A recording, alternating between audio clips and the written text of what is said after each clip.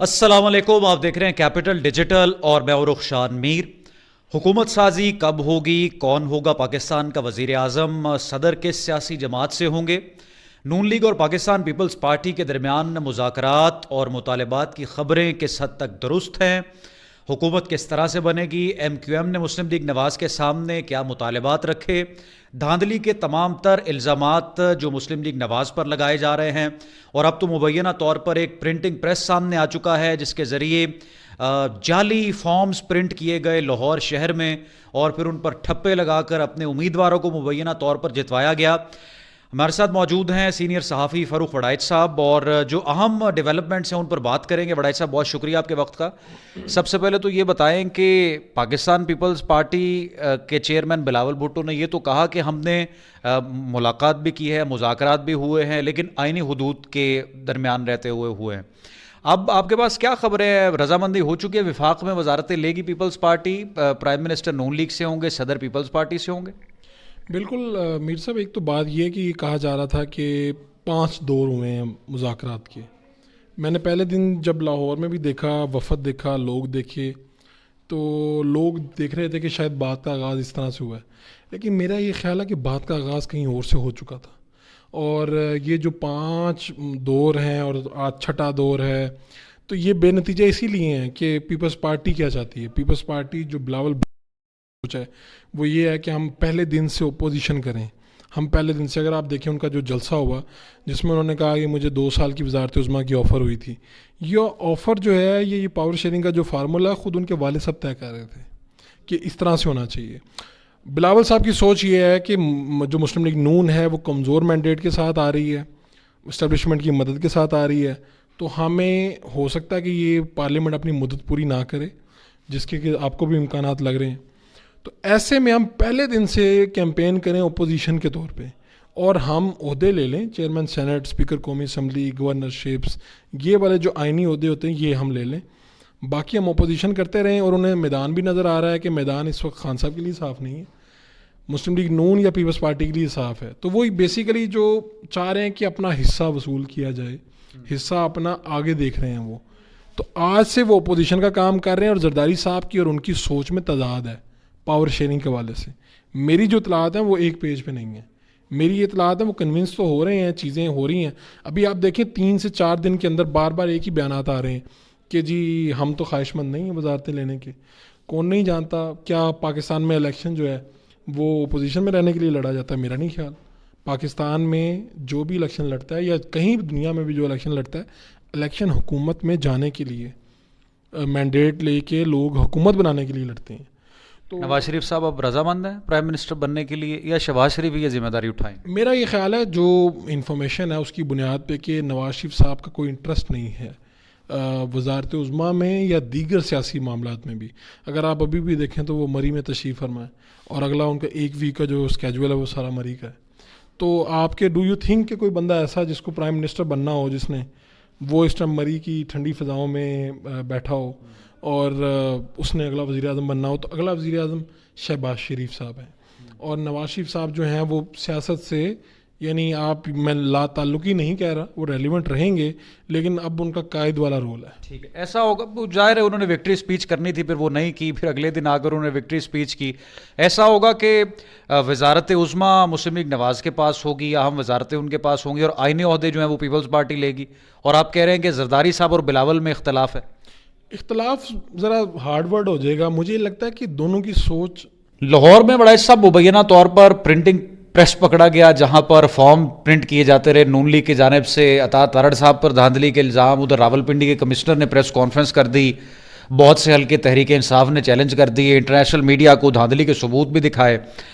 یہ جو printing press پکڑی گئی، جو کمشنر صاحب کی پریس کانفرنس ہے، تمام تر یہ جو دھاندلی کے الزامات ہیں، اس کے باوجود بھی مسلم لیگ نواز یا شریف فیملی کنونسڈ ہے کہ ہم نے حکومت سازی کرنی ہے، یا اندر سے ایسا تو نہیں کہ وہ انکار کر چکی ہے مقتدر حلقوں کو کہ آپ یہ ذمہ داری کسی اور کو دیں، جو سوشل میڈیا پہ چل رہا ہے کہ حکومت لینے کو کوئی تیار نہیں ہے؟ مسلم لیگ نون جو ہے وہ جب پاکستان پیپلز پارٹی کی طرف سے مطالبات کی ایک بڑی فہرست آئی، اور جس میں وہ یہ سمجھتے تھے کہ ہم فلاں عہدے لے لیں، کیبنٹ میں نہ بیٹھیں، تو اس کے بعد مسلم لیگ نون نے اپنی بیٹھک کی، اور وہاں پہ بڑی سنجیدہ تجویز آئی کہ ہم بھی حکومت نہیں لیتے. یعنی یہ اس وقت کانٹوں کی سیج ہے. ہمیں کیا ضرورت ہے؟ پنجاب میں ہمارے پاس نمبر پورے ہیں, ہم سیاست یہاں پہ کرتے ہیں, یہاں پہ اپنا وزیر اعلیٰ لاتے ہیں, مریم نواز وزیر اعلیٰ بنتی ہیں, اور ہم یہاں پہ ڈٹ کے سیاست کرتے ہیں اور وہاں جا کے وفاق میں اپوزیشن کرتے ہیں. یہی ڈیڈ لاک ہے اب. یعنی بات یہ ہے کہ دونوں چاہتے ہیں حکومت بنانا, نون لیگ حکومت بنانا چاہتی ہے, پیپلز پارٹی وزارتیں لینا چاہتی ہے, لیکن دونوں کی اپنی اپنی انا ہے, اپنی اپنی شرائط ہیں, اور سب یہ سمجھتے ہیں کہ یہ جو موجودہ اس الیکشن کے نتیجے میں جو لوگ جیت کر آئے ہیں شاید یہ زیادہ دیر تک سسٹین نہ کر سکیں. اور جو آپ نے بات کی راول پنڈی کے کمشنر اور باقی اس سے سوالات اٹھے ہیں, پاکستان مسلم لیگ نون چونکہ مرکز میں آ رہی ہے, وزارت عظمیٰ لے رہی ہے, اور میرا یہ خیال ہے کہ جس طرح 2018 میں سلیکٹڈ وزیر اعظم اور باقی چیزیں تھیں جنہوں نے عمران خان صاحب کا پیچھا کیا تھا, اسی طرح کے القابات, نعرے اور اس طرح کی ویڈیوز اور لوگوں کے استعفے یہ پاکستان مسلم لیگ نون کا بھی پیچھا کریں گے. یہ خبر درست ہے کہ زرداری صاحب نے تحریک انصاف کے حمایت یافتہ آزاد امیدواروں کو کروڑوں روپے آفر کیا اور کہا کہ آپ اپنی وفاداری تبدیل کریں؟ یہ میر صاحب ایسے ہی ہے جیسے وہ جعلی پرنٹنگ پریس والا وہ سامنے آیا آپ کے, اس کو پروو نہیں کر پائے ہمارے جو دوست وہاں پر گئے تھے. مزے کی بات یہ ہے کیونکہ میں نے تو لوگوں سے پوچھا اور وہ ایسے لگا جیسے ان کو بھی ٹریپ میں لایا گیا. زرداری صاحب لوگوں کو دیکھیں, جب لوگوں کو آپ نے ساتھ ملانا ہوتا ہے ان کو لالچ دیے جاتے ہیں. بعض دفعہ پیمنٹ ایسے نہیں ہوتی کہ یہ پیمنٹ ہے, کہا جاتا ہے فنڈز آپ کو ملیں گے, آپ اپنے حلقے میں کام کروائیں گے. جو اپنے حلقے سے M N A M P جیت کے آتا ہے اس کو لالچ ہوتا ہے یا اس کو وزارت ملے یا اس کو فنڈز ملے تاکہ وہ اپنے حلقے میں کام کروا کے دوبارہ سے M N A M P بن سکے. تو یہ آفر کی جاتی ہے اور میرا خیال ہے پاکستان کی تمام سیاسی پارٹیاں کرتی ہیں. میں پاکستان تحریک انصاف, نون لیگ, پیپلز پارٹی, تمام کے جو بڑے لیڈر ہیں جانتا ہوں, یہی آفر کی جاتی ہیں. اور میں نے اپنے کئی دوستوں کو فون بھی کیے ہیں, پوچھا بھی ہے کیا آفر آ رہی ہیں. وہ کہتے ہیں یہی آفر کر رہے ہیں کہ فنڈز لے لیں, یعنی پیسے لے لیں اور یا وزارت لے لیں. تو یہ تو آفریں ہوتی ہیں, ہر بندہ کر رہا ہے. یہ علیم خان صاحب کی پارٹی بھی کر رہی ہوگی, یہ زرداری صاحب بھی کر رہے ہیں. تو یہ غیر آئینی اقدام ہے نا؟ غیر آئینی اقدام ہے, لیکن اس کو میں اور آپ پروو نہیں کر سکتے. آپ اس کمرے میں موجود نہیں ہیں, میں اس کمرے میں موجود نہیں, میں نے زرداری صاحب کو پیسے دیتے نہیں دیکھا, آپ کو نہیں. یہ خبر تو یہ ہے کہ جو لے رہا ہے وہ بھی نہیں آپ کو کہے گا کہ میں آپ کو اس کا ثبوت دیتا ہوں. یہ وہ ہونا تو نہیں چاہیے ایسے, لیکن یہ ہو رہا ہے پاکستان کی سیاست میں, یہ ہے. اور دوسری یہ بات ہے کہ اپنے آپ جب حلقے سے جیت کے آتے ہیں تو حلقے کے لوگوں کی آپ سے امیدیں ہوتی ہیں. اگر آپ کہتے ہیں کہ میں فنڈز لوں گا اور آزاد کو جیت کے آیا اور وہ کسی پارٹی میں شامل ہو جائے, اور حکومتی پارٹی میں ہی لوگ زیادہ شامل ہونے کی ترجیح دیتے ہیں کیونکہ اس سے ان کے اگلے 5 سال آسان ہو جاتے ہیں. تو یہ حق ہے کسی کا, ہم کیوں کسی کو کہیں کہ آپ نے نہیں آنا یا آپ نے پیسے نہیں لینے یا آپ نے فنڈز نہیں لینے یا امراض نہیں لینی, یہ ان کا حق ہے. وہ شاید اسی لیے الیکشن لڑتے ہیں. ٹھیک ہے, ابھی بھی جو نمبر ہیں آزاد حمایت یافتہ جو امیدوار ہیں تحریک انصاف کے, وہ فہرست میں آ گئے ہیں, نون لیگ سے بھی, پیپلز پارٹی سے بھی. تو سوشل میڈیا پر جس طرح سے آپ دیکھ رہے ہیں عوامی ریئیکشن, ہر جگہ پروٹیسٹ بھی, بلوچستان میں پروٹیسٹ, فاٹا میں پروٹیسٹ, اسلام آباد میں پروٹیسٹ, یہاں سے راجہ صاحب لاہور سے گرفتار بھی ہوئے, ابھی وہ آغاز ہی کرنے والے تھے پروٹیسٹ کا. آپ کو کیا لگتا ہے اگر یہ حکومت اس طرح سے ملی جلی کمزور سی حکومت بن بھی گئی تو ان کے سیاسی مخالفین تحریک انصاف ان کو چلنے دے گی کہ ایک سے 2 سال سے زائد نکال سکیں گے؟ تحریک انصاف جو ہے وہ بڑی تگڑی اپوزیشن ہوگی, میرا یہ خیال ہے. اور پارلیمنٹ کے اندر بھی شاید یہ پاکستان مسلم لیگ نون اور Peoples Party M Q M مل کے حکومت بنا بھی لیں, تب بھی تحریک انصاف کا انفارمیشن اور کمیونیکیشن جو ہے وہ سب سے بہتر ہے, وہ سوشل میڈیا ہو یا ہر جگہ ہو. تو میرا یہ خیال ہے کہ یہ تو پہلے دن سے ان کو ایسی اپوزیشن ملے گی جو ان کے کڑاکے نکال دے گی. اب یہ تو ان کا دل گردہ بتائے گا کہ کتنی دیر نکال سکتے ہیں. دوسری بات یہ کہ یہ الیکشن بھی کوئی صاف شفاف الیکشن نہیں تھے. میں خود جب لوگوں سے ملتا ہوں, لوگ فارم 45 نکال کے دکھاتے ہیں تو میں خود تشویش میں مبتلا ہو جاتا ہوں کہ یہ آخر کیا ہوا ہے. تو یہ الیکشن کمیشن کا کام تھا. اس کے نتیجے میں اگر کسی پاکستان تحریک انصاف کا مینڈیٹ تھا اور کسی اور کو چلا گیا تو یہ بالکل نامناسب ہوا ہے, غلط ہوا ہے, اور اس سے پاکستان کو سب سے بڑا ڈیمیج ہونا ہے.